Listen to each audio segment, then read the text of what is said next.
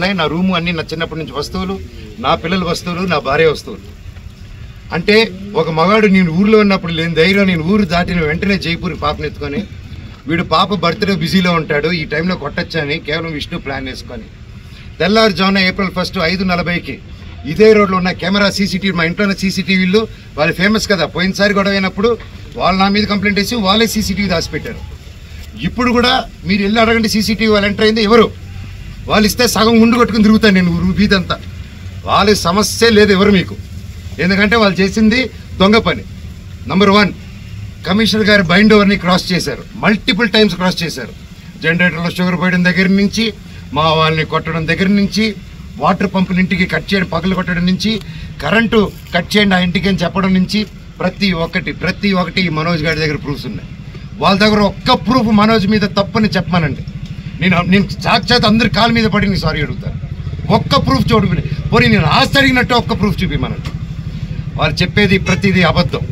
April 1వ తారీఖున దౌర్జన్యంగా 30-40 కార్లు, ఆ వీడియో కూడా ఇచ్చాను మీకు, 30-40 కార్లు ఇదే వీధిలో వచ్చి మా సెక్యూరిటీ గేట్లు దూకి స్టంప్స్లో కూతురు మాట్లాడి నా సెక్యూరిటీని కొట్టి 3 గంటల వరకు బంధించారు లోపల.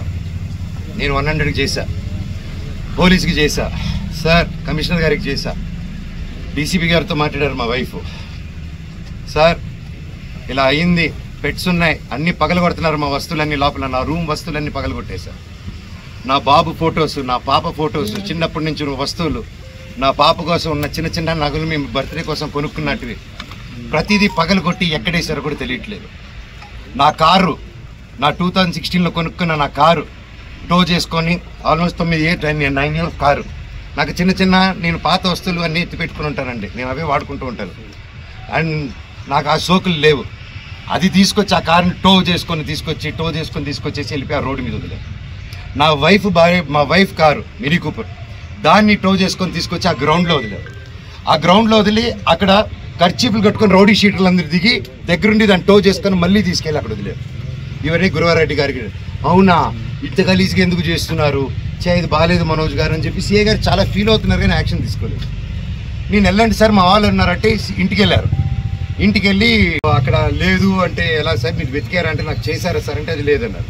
అక్కడ లేరు మనోజ్ గారు, నేను ప్రొటెక్ట్ చేస్తా అన్నారు. ఇది పొద్దునైంది.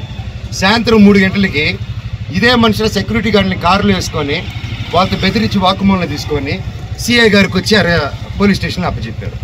ఇప్పుడు పొద్దున అదే సిఐ గారు అక్కడ ఎవరు లేరన్నారు, ఇప్పుడు తిరిగి అప్పచెప్పారు. సార్ మీకే ఇది చేశారు కదా, మీరే నాకు అఫీషియల్గా చెప్పినారు, కేసు కట్టండి సార్ అంటే కట్టట్లేదు. పోనీ వాళ్ళిద్దరు సెక్యూరిటీలు సార్ మమ్మల్ని కొట్టారని కేసు పెడుతుంటే వాళ్ళు కేసు తీసుకోవట్లేదు. ఆ నోట్ చేసుకొని ఎఫ్ఐఆర్ చేయాలంటే ఇదంతా నేను పై వాళ్ళతో మాట్లాడాలి, నేను నాకు రైట్ లేదు అంటున్నాడు.